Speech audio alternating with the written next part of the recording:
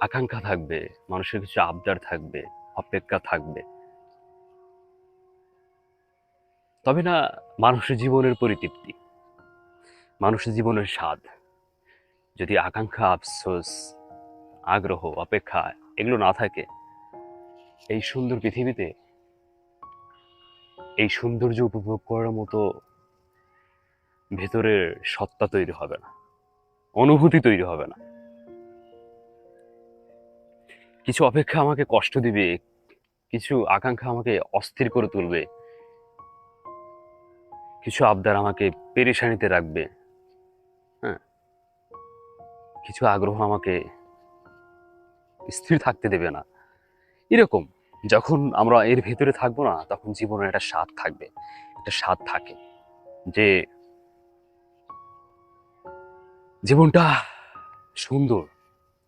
অপেক্ষা থাকলে জীবনটা সুন্দর, আগ্রহ নিয়ে থাকলে জীবনটা সুন্দর, আকাঙ্ক্ষা আফসোস নিয়ে থাকলে উপভোগ্য মনে হয়। কোনো না কারো কাছে, কোনো না কারো দ্বারে, কোনো সৃষ্টির কাছে এটা থাকতে হবে। যখন আপনি আগ্রহ, অপেক্ষা, আবদার এসব থেকে বের হয়ে যাবেন না, তখন এই সুন্দর জীবনটাকে আর সুন্দর মনে হবে না। আফসোস না থাকলে জীবনের তৃপ্তি আসবে না, থাকবে না। তো এই জীবনে এই আগ্রহ, এই অপেক্ষা, এই আফসোস, এই আবদার যখন না থাকবে, জীবনটা সাদা পানির মতো মনে হবে, অনুভূতিহীন, রংহীন। তা আমাদের কারোর জন্য